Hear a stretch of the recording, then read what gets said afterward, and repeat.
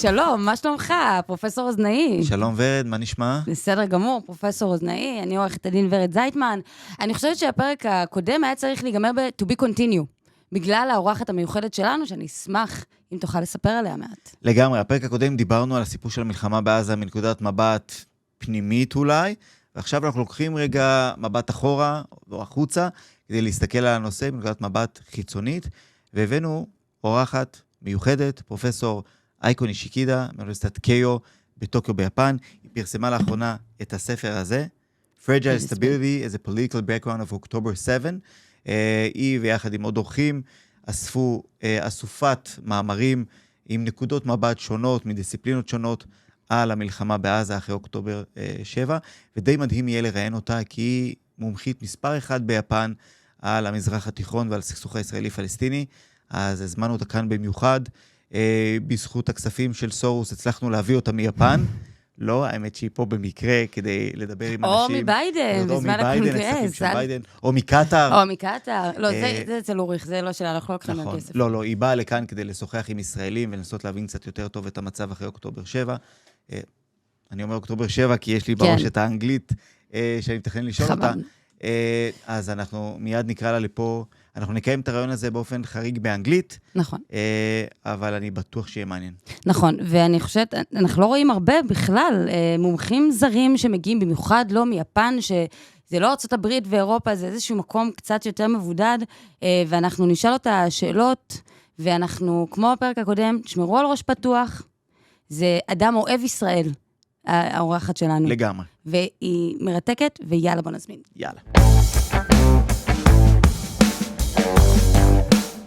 שלום לכולם, אנחנו עוד מעט עוברים לדבר באנגלית, כי יש לנו אורחת מיוחדת, a special guest from Japan, Professor Aiko Nishikida. She is Japan's leading expert of the Middle East. She is a professor of law at Keio University Faculty of Law, where she also teaches political science. אייקו, תודה רבה שבאת אלינו לישראל. Thank you. תודה רבה. פגשתי אותך ביפן.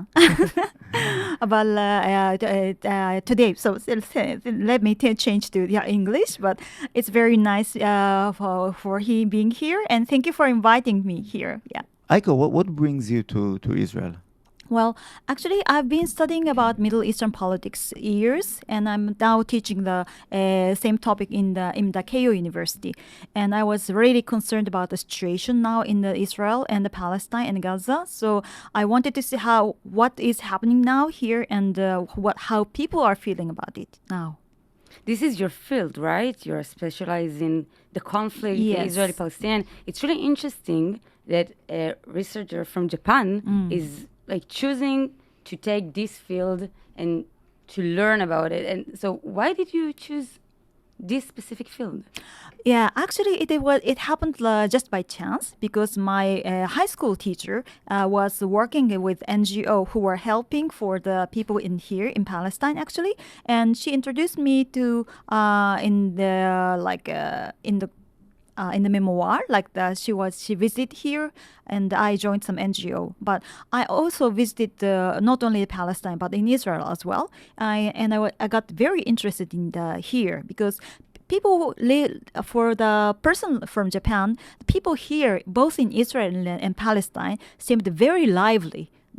You are very like liberal and talkative and very like enjoying their lives. So in Japan, the society is very rather calm. So compared to the Japanese people, I feel like people here are very lively and attractive. So.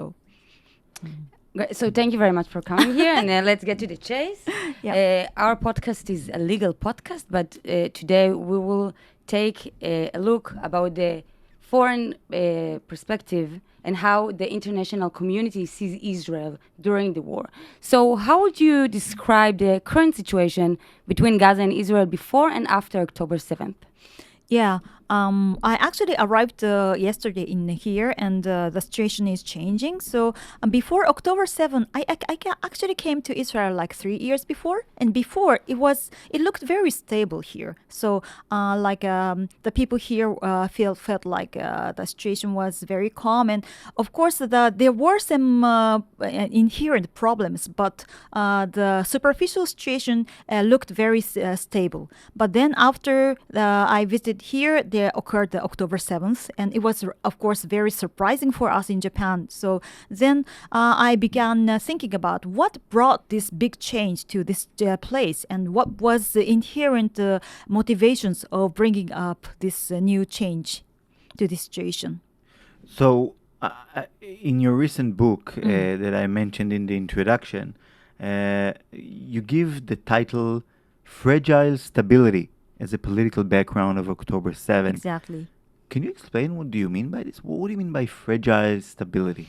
Yeah, so when I started thinking about what brought about this October 7th, I thought maybe the stability which I saw in 2022 was a fragile stability, because superficially there was no problem and people seemed to like enjoying life, and everything was going right, but maybe there had been some like structural inherent problem, so that led to the happening of October 7th. So to investigate those inherent problems, I invited many scholars from different disciplines to investigate. For example, like for Israeli politics. So we knew that there were like a rising influence of the religious Zionists.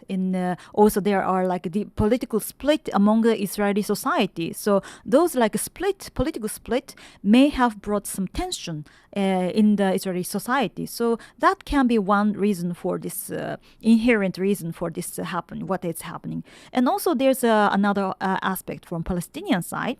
That's about that I actually wrote an article, was the split between Fatah and Hamas. So there was an election in 2007 and Hamas was elected, but of course they were not welcomed by the international society. So then the Fatah government was established. But then, since 2006 until 2023, there was no one integrated government. So this split of the government was leading to the political stalemate, and also people were kind of getting tired from this split. So this in that is a Palestinian side of the inherent problem, and in that way, I wanted to investigate what was the internal fragile stability which led to the October 7th. I want to ask further about this split, because for many years, Netanyahu, our prime minister, he basically cherished, encouraged, and promoted that precisely split. He said, if we want to avoid the establishment of a Palestinian state, we need to weaken Fatah and we need to strengthen Hamas. And therefore, he provided money, basically convincing the Qatari government to give money to Hamas. And in that respect, some of the Israeli people see him as the main person responsible for October 7 and for strengthening Hamas.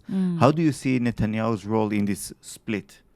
Yeah, I think Netanyahu wanted to keep this a tension, because in order to support his presence as a Mr. Security. We hear that Netanyahu was cherished as Mr. Security, and if there is a tension existing between Hamas and Fatah, that will strengthen his meaning of staying as a prime minister. And no one will speak about a two-state solution once we have Hamas. And further than that, Smotrich, the Minister of Treasure, always said that Hamas is an asset. So they contributed. So about the horrific massacre that happened here on the October 7th, and when you speak about the fragile stability, do you think that Israel should expect it the October 7th, the world? There was any sign that we could see? Yeah, according to the media reports, that is what only I have for as a resource. It says like there were some clues, like there were like some drones, observation drones were shot down in several places at the border between Israel and Gaza, and there were some another report say like there was a kind of news from the Egyptian side, like saying alarming about attack, but. Intelligence information in advance, yes. Exactly, yeah, but concerning all this information, I guess that could not really lead to the urgent warning towards the Israeli intelligence agencies, because for example, for the case of the September 11 in America, they also had some warnings, early warnings, like Rowley reports and the Phoenix reports were already reported about the possibility of the attack by the Al-Qaeda, but any information always exists always. So maybe those, even there were several clues, maybe that was not enough for the intelligence agency to bring about the practical caution to the society, maybe.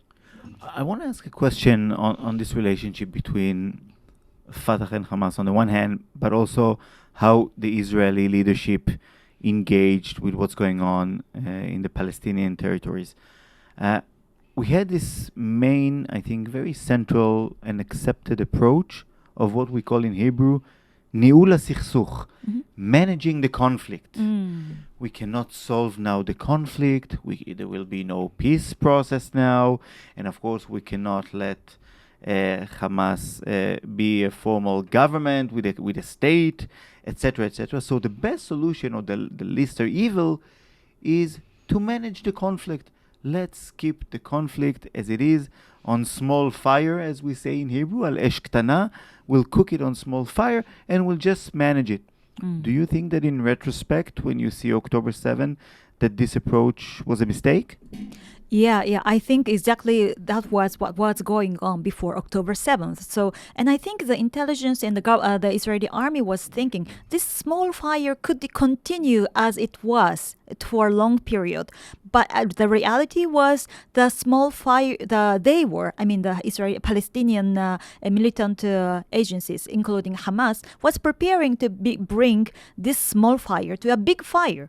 And there was a plan, and they were actually training, military. They had military training prepared since 3 years before. I heard, from 2020, they were preparing for the bigger attack and doing military training. But they didn't really realize, and they didn't really expect which period and which day they are going to plan to begin operation. So they couldn't really determine the date of the operation, I guess. Yeah. So it's really interesting to see how the international community shifted her mind, her approach through Israel from the October 7th until now. Like in the few months in the start of the war, we had the community supported the argument that Israel has the right to defend herself. And we had international credit to do whatever we want there. But in some point, and we see it here now in these days, in some point the international community changed her mind about it. Can you tell me on the timeline when it's happened? Well, actually... When do you think it's happened?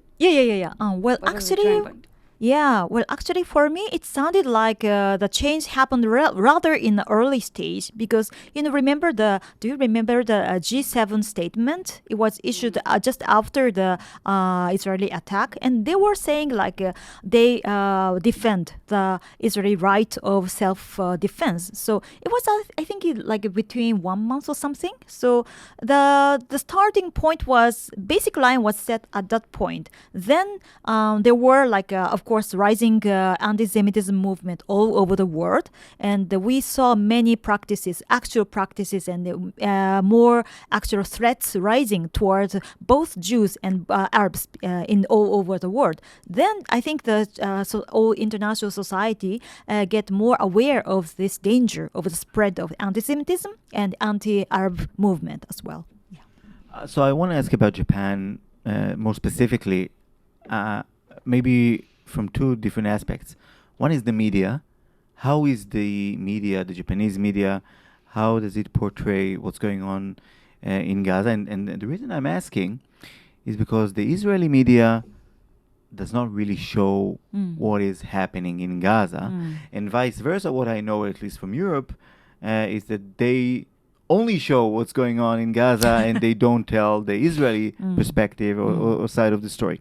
So one aspect that I'm curious is about the Japanese media, and second, and related, is the general public. What is the public? Of course, they are related, the media and the public, but what is the approach of the Japanese people towards the conflict now? The public opinion. Okay. Yeah. At the beginning, actually, the response by the Japanese media was very late. You know, what happened in October 7th was, I think it was on the weekend, maybe. Saturday. Yeah. And on the weekend, the Japanese media don't really have the news programs. So I was really surprised and chasing the situation and what was happening. And of course, because as a specialist, I was following up what it was happening. But then there was almost no like a direct record, a media, the direct report about it. Then only on Monday, they began reporting about it. So the start of the following up of the report was very late. Then, of course, it became a big news, and we were following up. And the situation in Israel, of course, assaulted villages, and also the situation in Gaza. And we were from the beginning very worried about the starting of the Gaza invasion. I mean, the land operation in the Gaza Strip, because it had happened in the former case as well. Then, when the operation started in the Gaza Strip, all the media began focusing mostly on the situation in Gaza. As you said, not much focus on the Israeli side. Of course, we report in Japan as well about the hostage situation and the message by the hostages. But I mean, maybe because of the the massive destruction, the extent of destruction is bigger, was and has been bigger in Gaza. So that's why the media is more focused on Gaza situation. So watching this following up, most of the public opinion in Japan are more focused on the situation in Gaza. Like in now, the people in Japan are more focusing and concerned about the starvation in the people in Gaza, and not about the hostage situation, unfortunately. So. Yes, of course. So if I was in Japan now, if I watch the news, what will I see from Gaza now? What's going on there? I'm asking that because we don't have any reliable information. If we'll watch CNN or Fox News, but it's really interesting to understand what the public opinion related to what you see on the news. We're not sure that what other channels broadcast abroad is also reliable. Yes, of we course. don't know what's coming out, but it's curious to see if we would now open the television in Japan on the Gaza war, what do we see?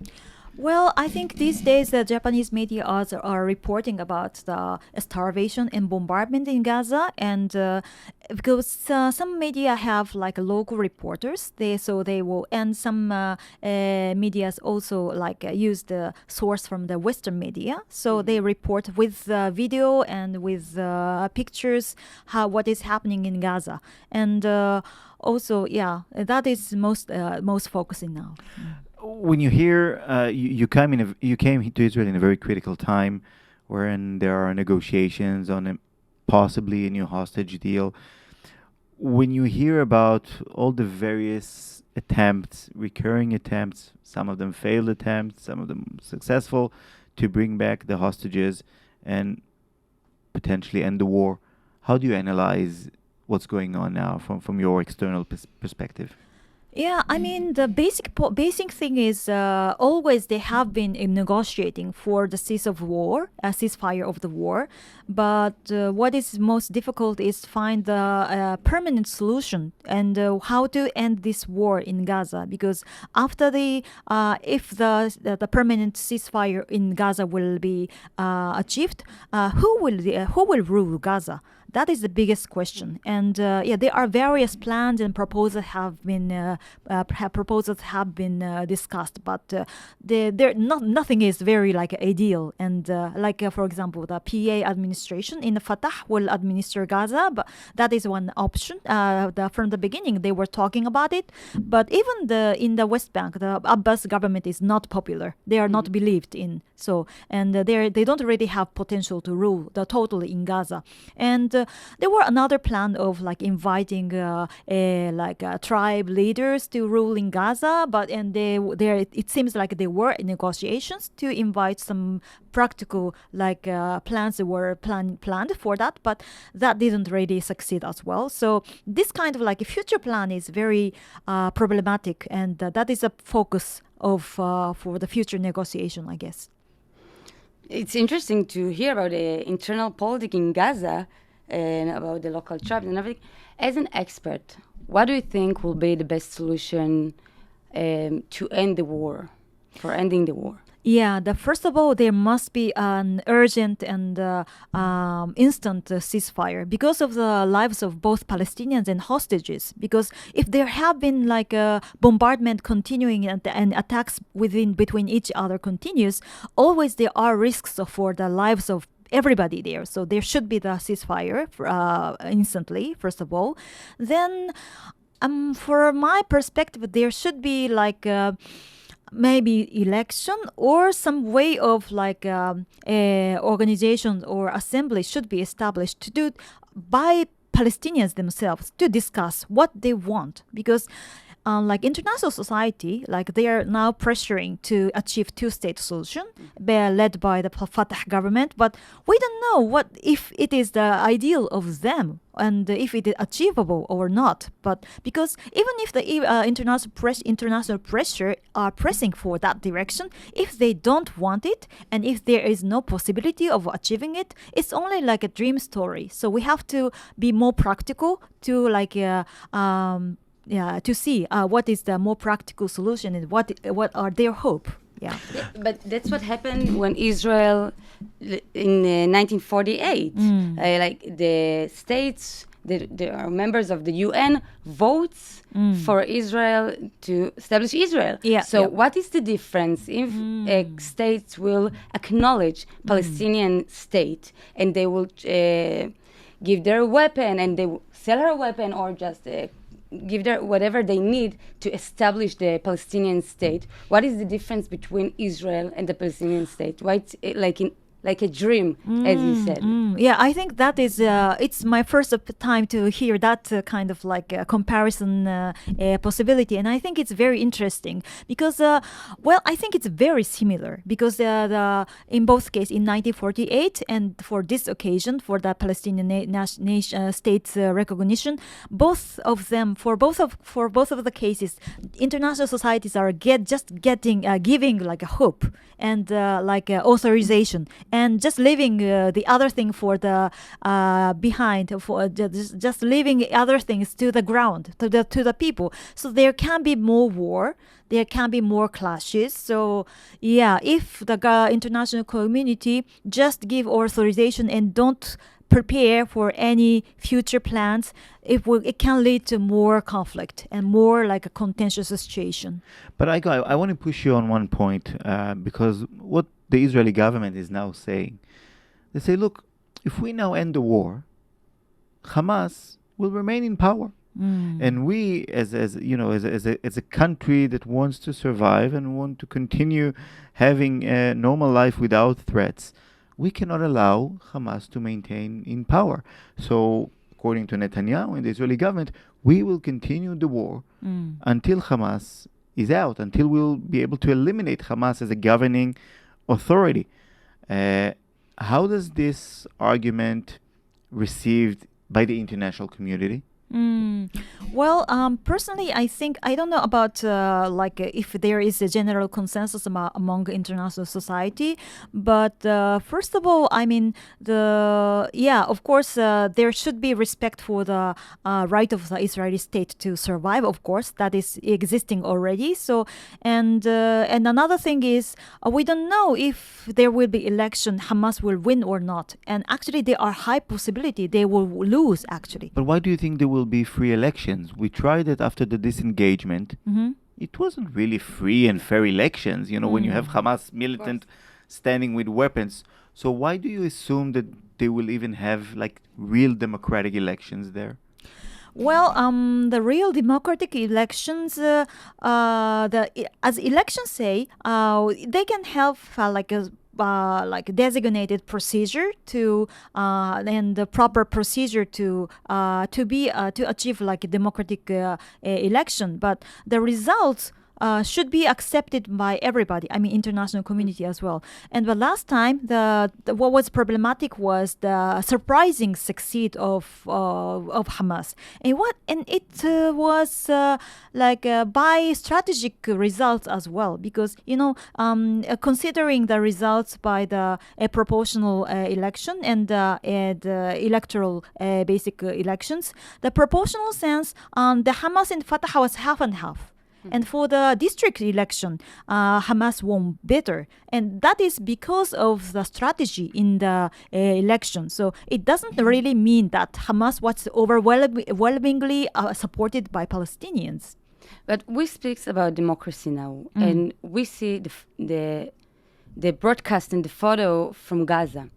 I think that to speak about election now, it's a bit privilege, because I don't know, but isn't the people in Gaza are thinking about it? They lost all their houses. Exactly, yeah. Family, generation, been raised from the ground. Yeah. Do you think that if the war will over now, the first thing that they will do, it's elections? No, I don't think they are ready now. So the first thing that we have to do is to just rebuild their life, to be a normal life, to be able to think normally about everything. So then the next step will be have more election for a more stable life. So maybe at the beginning we have to agree some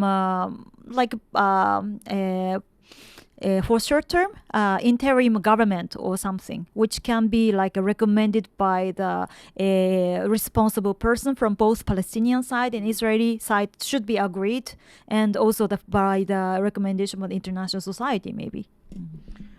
Aiko, I want to take you to maybe some different aspects.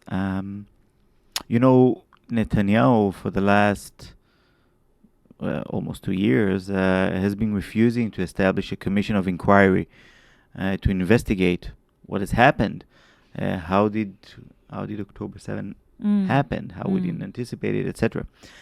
He's been refusing to do so for his own reasons.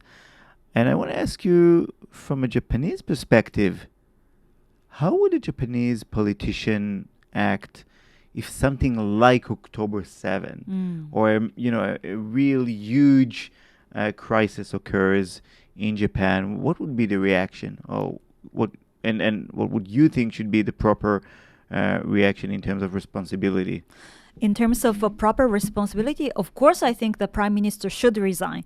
And in Japanese case, I think within a month, definitely the prime minister will resign, because they don't have even the power to resist staying in the power. So I think in that sense, Netanyahu is very specific, and he has some kind of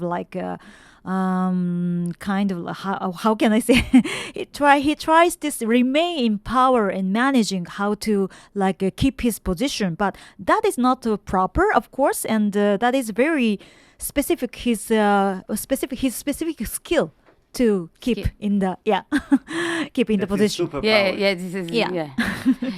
So what is the public opinion about Netanyahu in Japan when the public sees that he's trying to maintain the war for his own political needs and on the accounts of the hostages? Can I be serious? Can I be honest here? Because of course, that's why we invest you. Yeah. But basically, I mean, people are thinking he's very selfish, and he's very hawkish because and we could actually what is missing in the Japanese media or reporting or our understanding is we can never understand why he can remain in power and what he wants to do, because he's doing too much like violent attacks in Gaza, and how he can remain, even he's pursued in the court, he remained in the power. So how does it work is really wonder in that from Japanese perspective. Netanyahu's criminal trial is also being covered by the media in Japan? Sure, and it's that is why we are really curious and how he can remain in the power, like in Trump. I mean, maybe because the court has not concluded in the session, maybe that's why, maybe in the remaining in power. But in Japanese case, we can never imagine people who are suited in the court and staying in as a prime minister. That's a miracle for us. That's a super important, more like a nightmare than a miracle. I want to connect it to what we call the judicial overhaul, ההפיכה המשטרית, because our podcast is named The Quiet Judicial Overhaul, because what has happened post-October 7 is that instead of grandiose proposals of changing basic laws, etc., we've seen precisely the same aims of undermining checks and balances and trying to capture various what we call gatekeepers and other institutions in Israel that are supposed to protect democracy being undermined and captured by the government.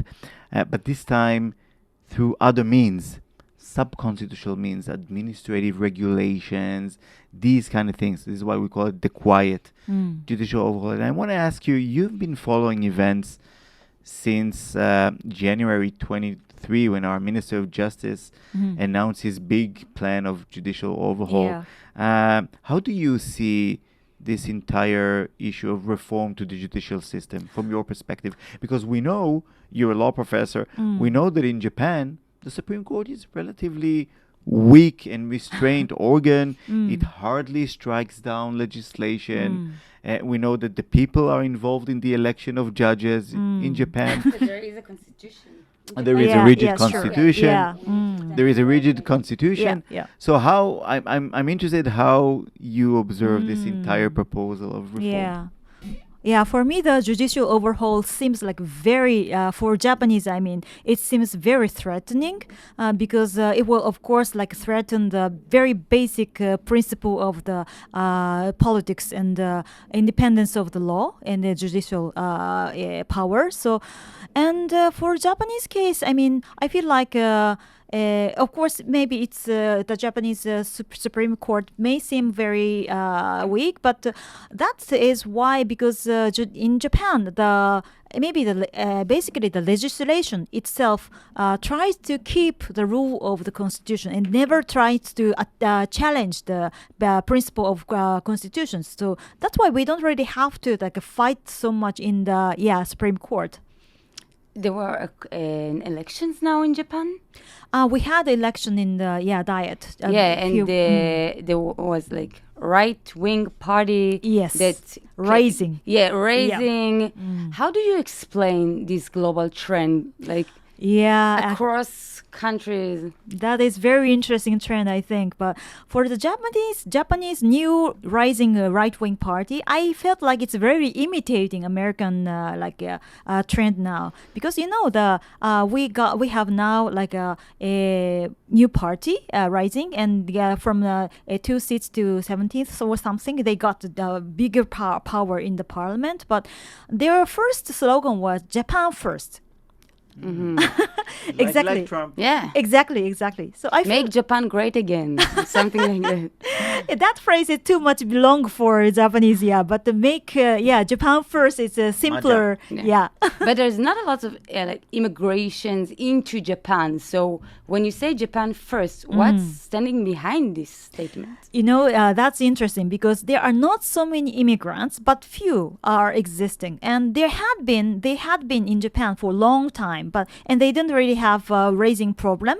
But for this election, they just focused on that topic. Even though there is no rapid rising of the immigration, they focused on that topic, and they said we don't need any immigrants, and we need Japan first. We don't have to provide social welfare to the foreigners because they are not providing, not to improving Japanese economy. So they are just getting a benefit from the Japanese society. But it's really hard to get visa to work in Japan, yes, as much as I remember. Yes, it is. And actually, because it is very hard to get visa, so there are some application for the refugees to be a refugees, and it is a kind of legal hole in Japan because we don't have official system of accepting a simple low skill labor working in Japan. So instead of accepting low level immigration skill labor, we take several routes, keeping some system of accepting people for training, and they are accepted as a worker for training in Japan and expected to go back to their country in future. And but actually they are working in Japan and providing a low cheaper labor in Japan. But there are not asylum seekers. They are not, and also there is another maybe 1% or 0 something like that. So it's really interesting when you say Japan first. Japan was always first. Yeah, exactly. You can't compare it to Europe. No, or the no, States, no way. Yeah. With the all immigration crisis. So how come they convince the Japanese public to want them? Yeah, that's actually what I was surprised as well. Yeah, because maybe these days we have more inbound. We call it inbound, many foreign tourists coming to Japan. So they become more conspicuous. We see more in the streets. So people feel like we have more foreigners. But of course they are tourists. They will go back to their country. But based on those feeling of we have for many foreigners, they refocused on the more stable a resident or a foreign resident in Japan. Then they began attacking on those residents, accusing they are taking more properties from Japan, and they are taking advantage of the Japanese policy for the foreign social affair. That is not really true, but they are emphasizing to become. I think the party is trying to imitate the Western standard, Western standard of xenophobia culture, trying to become a kind of a member of them. Yeah. I want to take you, Aiko, to political violence. As you know, in Israel, a prime minister was murdered, Yitzhak Rabin. It's going to be now 30 years in November to his murder. Netanyahu is now constantly complaining that he's being threatened by the protesters. Obviously, not true as a generalization. And in Japan, Prime Minister Shinzo Abe was shot in July 2022. So how does this act affect politics in Japan and the social, coherence or stability? We talk about fragile stability. How does this affect the life in Japan? Yeah, well, actually, the assassination of former Prime Minister Shinzo Abe was very much surprising for me, because we had in the history book we learned that there was such kind of assassinations in the long time before, but the thing happened in recent time was only that case. So it was really exceptional, and we were really surprised. So and also actually the two cases between the Yitzhak Rabin and Shinzo Abe was, I think, a kind of different, because for the Yitzhak Rabin case, he was assassinated for the political reason, because of his policy in the Oslo Accords. In that direction, he was assassinated. But for the case of Shinzo Abe, he was killed because not because of his policy itself, but because he was committed to some specific religious party. So he was like contributing some religious party, and that became a reason because when the assassin, the family were affected by that religious party, and that religious party was a religious association. I mean, it was not like a political party; it was a religious association. Was had some contribution by the governmental people, so there was a connection between the religion and politics. That was a reason for the assassination of the Shinzo Abe. So these two cases was, so in that case, a bit different in the character. I want to ask one more question because we're getting near the end about the constitution, because you said something that I really liked, that the political actors in Japan would not even think of undermining the constitution, etc. So basically there's a certain political culture that would respect the constitution. Yeah. And I find it especially interesting because Japan's constitution was quite famously imposed from the outside by the Americans, right? According to the stories, it was General MacArthur drafting the constitution. So I wonder, from your perspective as a Japanese, not only as a law professor, but as a Japanese citizen, how do you value the constitution so highly and give it legitimacy when it's not your own document, when it's something that was imposed from the outside? Yeah, I think basically the Japanese people don't like disturbing the status quo. People want to follow what was decided by the government, and they got used to obeying what was imposed. So that is unfortunately, I think, a kind of public culture is like that. And of course, but as you pointed out, our constitution was imposed by the American authority and after the Second World War. So in that sense, many political parties were trying to change it, but our constitution itself kind of very strictly regulates the procedure of changing constitution. How can you change the constitution, the articles of the constitution? Yeah, it needs as a process. It sorry, I don't I don't have a specific but it needs a majority of the diet to propose to the public in the Japanese public. Then there should be a national election to vote if they will approve it or not. And in that case, they have to not only the principle, but the exact constitution text should be presented to the public. One element that is, I think, super interesting in that respect, and is also related to our larger topic of war and conflict, is that one of the most important provisions in the Japanese constitution is Article 9, that actually establishes pacifism basically as a general constitutional principle. Obviously against the backdrop of World War II. Yep. And when you think about what's going on in Israel and Palestine, what is your vision of the future constitutions for, Israel and Palestine when it comes to pacifism? Yeah. But is it a Japanese principle or is it American principle that put into the constitution because what happened before? I think it's both. I think it's both because it was imposed by the Americans, but I think that now Japanese believe that Cherish they own it. Yeah. I think so. Yeah, as you said. Yeah.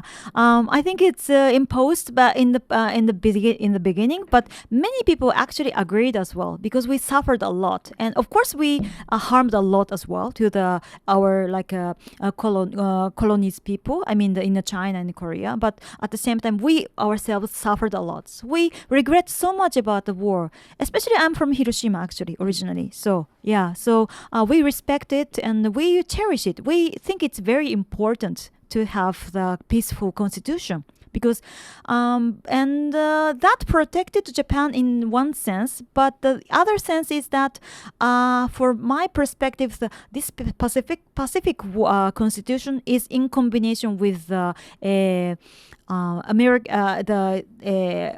in combination with the collaboration of America. I mean, there is a security agreement with America. So in combination, because there is a kind of approval of the American government that they can protect Japan instead of we fight by ourselves.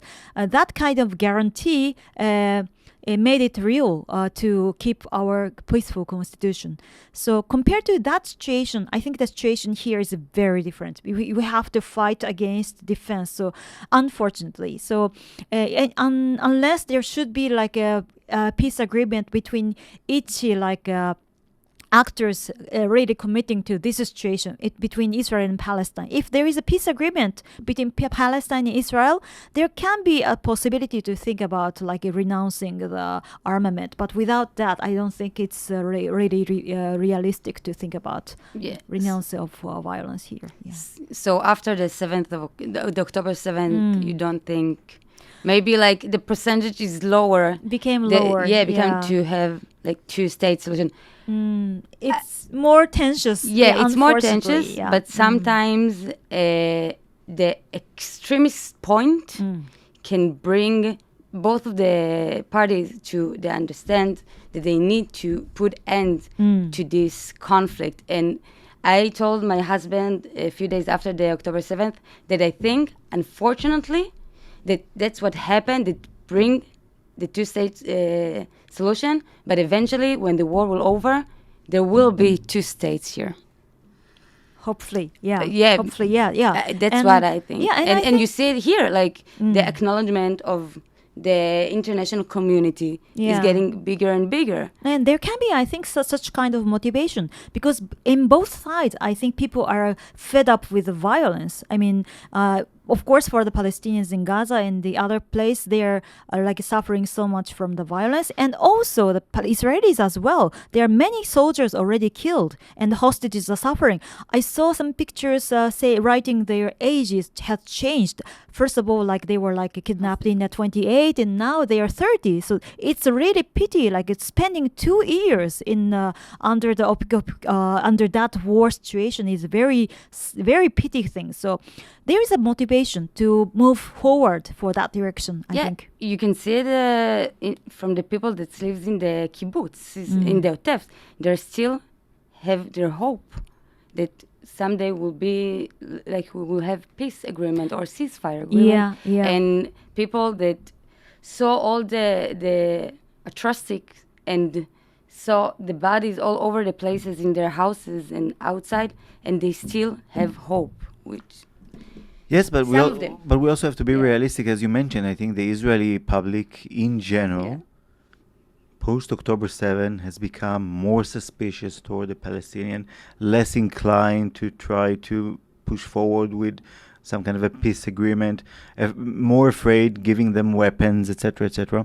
So, as you say, it's a pity situation. It's a real mess, and I don't know how we'll get out of it. Yeah, I think what is most important now is rebuilding of trust to each other, because we don't see each other as a person, and we don't listen to the other side's voice, so we cannot imagine the situation. But from the third party's perspective, both are suffering so much, so there should be some route to listen to each other side's story, I guess, as a person. Not as a government, or not as a Hamas, or not as a Netanyahu. Yeah, but do you think the Israeli society become more violent?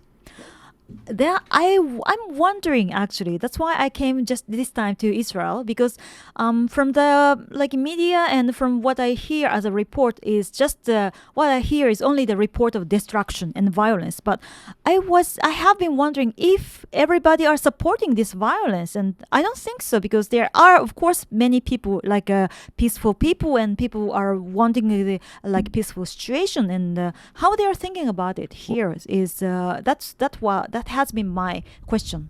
Aiko, I think if you look at the polls, you'll see that the majority of Israelis, the vast majority of Israelis, want to end the war and bring back the hostages now.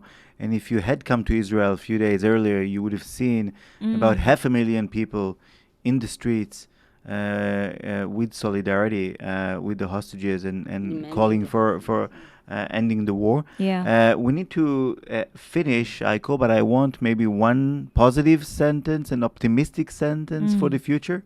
Give us something good, something hopeful. Okay, one sentence. Yes. Yeah. So Something positive. Positive, yeah. So I can't really like summarize in a good way of text, but we are tired of the war. We are tired of the violence. So we have to think about more positive future in collaboration, both between Palestinians and Israelis, I guess. And I think that's what we want. So, and we Japanese and the third party people are very willing to help it. So I think it will be achieved before long. And what do you wish maybe the Israeli people? You can say it in Hebrew if you want, if you prefer. Okay, so now I cannot make a good sense now, a good text now as well, but I can guarantee that whatever you say in Hebrew is much better than what most of our viewers can say in Japanese. Okay, so how can I say how Am Israel hem Am Shalom. So I believe that. Aiko, Thank you very much. arigato gozaimasu. Fascinating. Thank you so much. תודה Thank you so רבה. much. תודה רבה.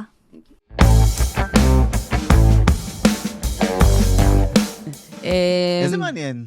קודם כל, יניב, זה היה, אורחת שלך, זה היה רעיון גאוני, תודה רבה, אני חושבת, גם בשם הצופים, זה... קצת לחוות משהו אחר. כן, וגם בכלל, שבוע שעבר היה לנו את פרופסור ליבליך, אני חושבת שיש פה קשר ישיר בין המבט הפנימי לאיך שרואים אותנו בעולם, ותשים לב, גם כשהיא דיברה על החודשים הראשונים, היא לא דיברה על מה שקרה בקיבוצים.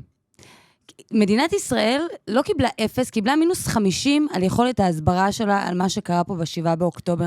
וזה פשוט עצוב שגם אדם בשיעור קומה כמו של האורחת שלנו, שהוא גם אוהד את ישראל בסך הכל. שהוא גם אוהד את ישראל, לא יכול למצוא בטלוויזיה היפנית או במידע שמשודר וניתן לציבור, אינפורמציה שתישאר לו גם במודעות על מה שקרה פה. אנחנו נקדיש, אני מניח, לפחות פרק לאיך במסגרת, שוב, זה מתחבר קצת להפיכה המשטרית, כן, ולהשמדה של כל אותם גופים מקצועיים, איך למעשה רוקנו את הכוח של משרד החוץ, איך הרסו את כל מערך ההסברה למעשה, הכל קשור, אנחנו גם נגיע לזה, ועוד אולי דבר שהיה מדהים לפחות עבורי לשמוע, אני לא אגיד אולי את התמימות, אבל את אותה נקודת מבט כאילו חיצונית שמדברת על בחירות, אולי החמאס ינצח, דברים שלי נשמעים הזויים.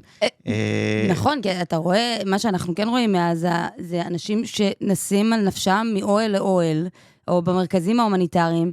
מי יכול לחשוב על דמוקרטיה במצב כזה? או על ההישארות לפחות של חמאס בשלטון, שזה מה שאני לא יכול לדמיין אותו. אנשים באמת רק מחפשים איך לחיות. אני חושבת ששני הפרקים האחרונים הם פרקים שכל אזרח, אזרחית ותושבי ישראל צריכים לצפות בהם בשביל להבין מה היה, מה קורה, ולאן אנחנו הולכים, ואיך אנחנו נראים, והאם באמת מה שרואים זה אנחנו, העם, החברה, מה שאנחנו רוצים שכשיראו אותנו בפריז או בטוקיו, שזה מה שיחשבו עלינו. ראינו את הסיקור התקשורתי בימים של אחרי ההפגנות הענקיות של 500,000 לשחרור החטופים. איזה סיקור חיובי ואוהד זה היה, ואולי כדאי לסכם כמו שאייקו סיכמה, שעם ישראל הוא העם אוהב שלום. נכון, עם אוהב שלום, אבל עוד מילה אחת קטנה באמת על התקשורת הישראלית. התקשורת הישראלית, יכול להיות שהיה פה יותר קונצנזוס לזה שעם ישראל רוצה שלום, אם עם ישראל היה יודע מה קורה גם בעזה. ושאנחנו בסך הכל שני עמים שצריכים להבין איך אנחנו מסתדרים פה, והתקשורת הישראלית מועלת בתפקידה. ואני מקווה שמפה זה רק ילך וישתפר, ושנגיע לשלום המיוחד הזה. אז לחבר את זה רגע גם לפרק הקודם עם פרופסור אליאב ליבליך, יש פה אפילו שני צדדים. אחד זה שהתקשורת במובן מסוים מעלה בתפקידה, כך שהיא לא שיקפה את האמת, היא לא משקפת, לא שיקפה ולא משקפת לאזרחים הישראלים, מה באמת קורה, כדי שהאזרחים יוכלו לקבל החלטות מושכלות. אנחנו בסוף בדמוקרטיה מדברים כל הזמן, לא יוכלו לקבל החלטות מושכלות, אבל היבט שני שהוא חמור אולי לא פחות, זה שחלקים בתקשורת נתנו במה, ואפילו הם ביטאו לא מעט פעמים, ממש הסתה לג'נוסייד, לפשע השמדת עם, דברים שבסוף פגעו בנו ובמדינה בכל אותם טריבונלים ובבמות בינלאומיות. אני חושב שבהחלט התקשורת צריכה לעשות גם חושבים. חשבון נפש מאוד עמוק. תודה רבה. תודה, ורד. תודה.